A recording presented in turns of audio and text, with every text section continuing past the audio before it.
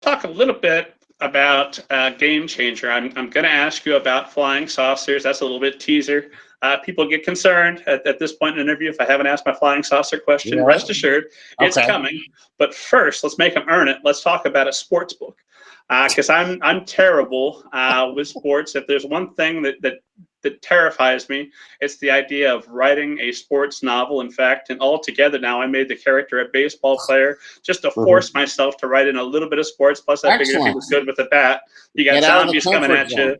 You don't want to have those bat skills. Yeah. So what is the secret to a good sports book? How do you make sports interesting for readers that maybe don't like sports, or for sports fans who don't like readers or reading? Reading, yeah. It's a good question. I have always loved sports. My kids love sports. But that does not mean that I will say, I'm often asked what I read as a kid, and I did read Matt Christopher books as a kid, which are, he was Mike Lupica before Mike Lupica. Obviously, he wrote tons of sports books. There's still books coming out, I think, under the Matt Christopher line. So I have a history of the idea of writing a sport in my mind. While I was writing a batch of those and Crimebiters. But I knew after I'd finished the Crimebiters series that I wanted to write something that had a different tone to it, that was a little bit more serious, had a little bit of intensity to it. I loved writing quote unquote funny books, humorous books, and I hope they are funny and humorous. But I wanted to challenge myself, get out of my comfort zone a little bit. And again, my family has always been my inspiration, both human and animal. And as I said, sports were a big part of my life growing up, and they were a big part of my kids' life. And going to my kids' sporting events was a big part of parenting for me. And I tell kids when I talk about Game Changer that I have found that sports are the ultimate complicated subject. Especially football. One of my sons played football. And by that I mean that every writer looks for a subject where there's two sides to the story, because it's a challenging thing to write about a polarizing event or a polarizing subject, and being balanced about it. And to me, football and youth sports was the ultimate complicated subject, because there are great things and there are things about it.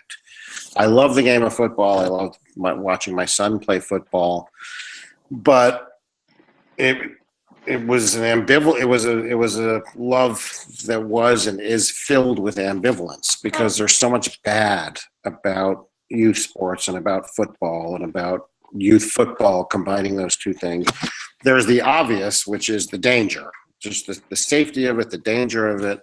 Football has action, which is great, but football has danger and safety issues, which is kind of inexcusable. So that was one complicator. Another complicator was the fact that the bonding and the friendships and the team building, and this is not just for sports. This can be your dance troupe. This can be your acting, your drama department. This can be your cheerleading team. This can be the band you're in. The importance of social interaction and bonding and friendships and team building among kids in middle school and elementary school and high school is incredibly important. But that can be poisoned with peer pressure and hazing and ways that these teams are built that are completely unhealthy. And I did a lot of research about how older kids on sports teams make younger kids do things, some of which are funny and are typical, but some of which veer off into the fraternity hazing type world that can be very dangerous and very scary, not just for college kids, but imagine it in high school and in middle school, and it does happen.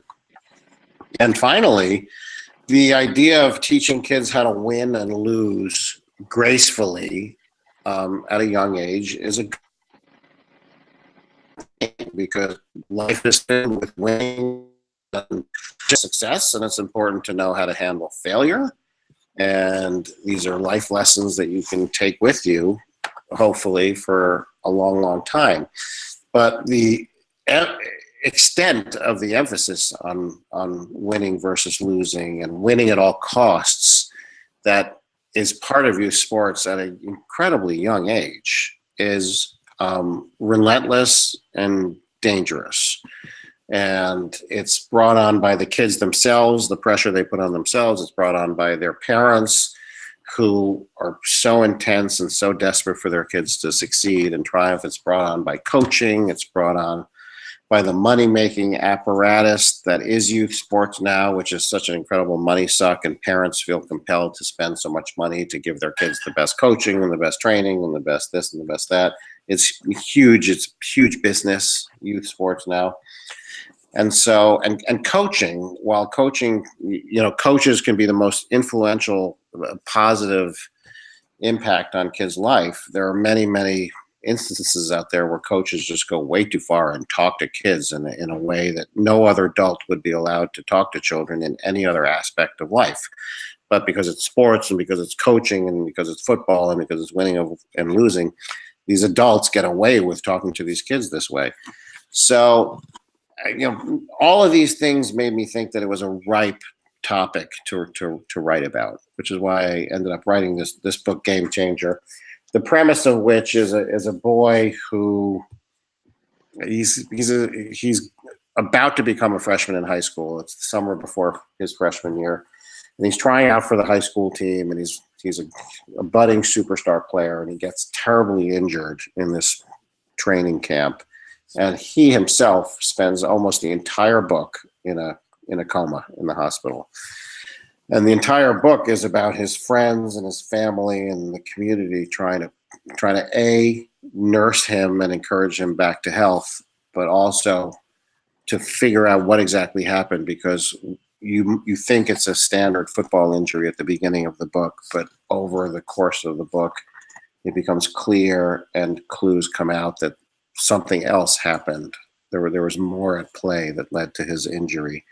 And those elements are where I try to attack some of these complicated subjects.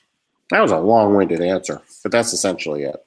No, people that want to write their own sports. No, I feel like a serial killer when I talk about sports. In fact, I'm in. We were talking about bad coaches. I'm in Indiana, where Bobby Knight is still considered great by many of my fellow Hoosiers. Oh, what a great man! He did what he had to do. Absolutely. or so is the popular opinion. But Bobby Knight coached in a different time where things weren't quite talked about the way they are talked about now, and some of the things he did in this day and age of social media and Twitter and all this stuff, I think he couldn't get away with now. I will say that. I think that's true. Yeah, I think he'd have been bounced out year 1, year 2. Yeah, probably. Certainly, the throat around the kid's neck would have been one of them, right? Maybe it would have saved him from himself. That's true. That's true. Anyway, so it was very exciting writing this book, and it's getting some nice responses out there, which I'm grateful for. Yeah, I got to a point in my life where when I was in high school, there were some middle grade show, but I'll go ahead and say this. There were 2 things it was not okay to admit to. 1 was still being a virgin, and 2 was not liking sports. You had to go Colts, go Horse. We love our Colts. We love our Pacers. Then by the time I got to college, I was still doing it. And then so long as nobody ever asked a follow-up question, I was good. But if somebody did, what do you think of such and such a player? I'd be like, who knows? What's this? I finally just stopped with it. But that's when I think of serial killers, I think back to me talking to people about sports. That must be what that's. But the athletes in school being the kings of the hill, that has never changed. And that will never change. They're still the ones who are looked up to, revered, put on pedestals, can get away with behavior and get excuses for behavior. And it's kind of fascinating. It's an aspect of human nature that the kind of athletic among us are put in this protected place that is just ingrained in our nature and society. Because as much as life and society and culture has changed over the years, that one thing, I think, if you looked at a middle school and high school approach to quote unquote nerds versus quote unquote jocks, you could go into a school in 1957, 1997, and 2017, and the dynamic would essentially be exactly the same. It strikes me as odd. You would think that would be changing, because I was thinking about the one of the biggest nerds that I knew in high school now owns 3 or 4 different businesses. I see him on TV advertising on a regular basis, and I think about all the young ladies that weren't interested in him. They were talking to the football player that's now working at the factory. And you could have got in on the ground floor. You would be kids never learn. Kids never learn. They're not looking into the future that way. Or Mr. Three business owner, because I know some very successful girls from high school as well, but I played right to the stereotype. Terrible of me. Why do you have a theory as to why that is, as to what the worship is? Is it just straight because we still have caveman brains and we want to make sure that we're with the person that can best fend off the lions that come to the edge of the cage?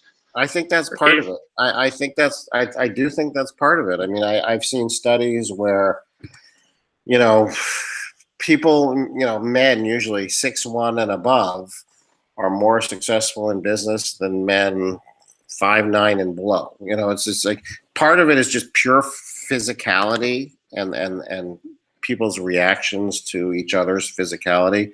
That I think you hit the nail on the head. It's something that's ingrained in the human brain from day one. It's like the bigger they are, the more protected we feel, and it's a good question. I just think people don't have to try as hard to understand the virtue of the athletic as they do to understand the virtue of the artistic.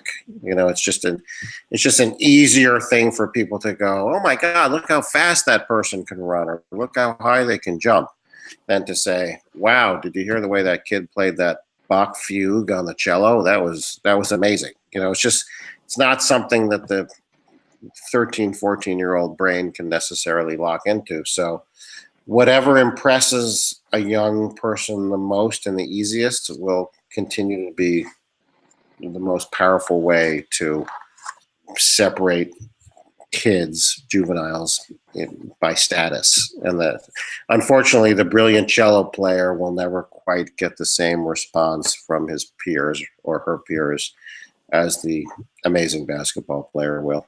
I don't see that ever changing. Well, here's hoping that now that we're in the information age. Here's hoping. Here's hoping. It could get better. And now, because I went straight to the stereotype, I feel compelled to point out that my cousin, Sabrina Doolin, was a football player professionally.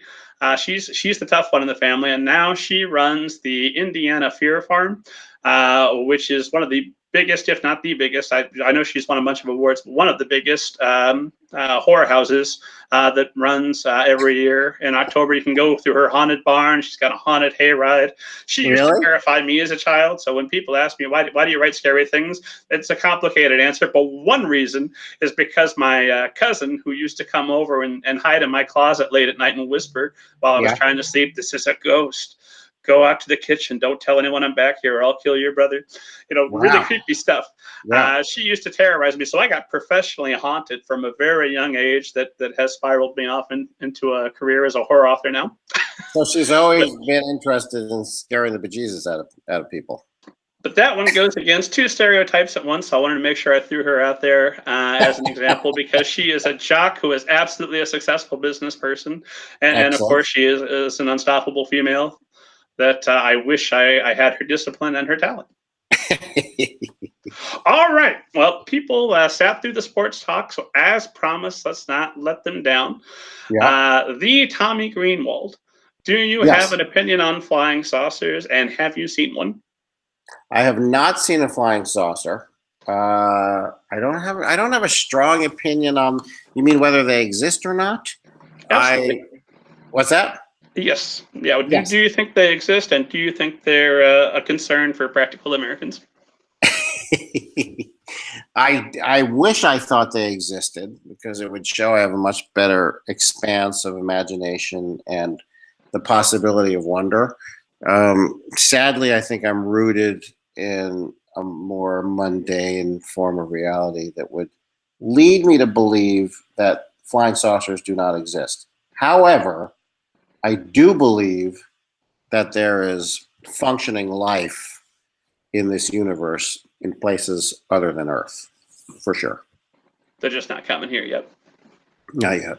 Not yet. I'm trying to have it both ways, hedging my bets. But I find it almost impossible to believe that Earth is the only planet or only organism that has solved the issue of life. There's got to be other examples of it out there somewhere. The only way that makes sense to me, and those who listen to Tuesday's episode with Daniel Kenny, I heard us go way into the weeds on this subject, where I admitted that I'm 60 to 70% certain that reality might be a computer simulation. I don't know that. I just think it's a distinct possibility. And in that situation where you're using up all your gigabytes right here, simulating Earth, it makes sense that you wouldn't put any life on those other planets and keep them far out there where we can't venture out.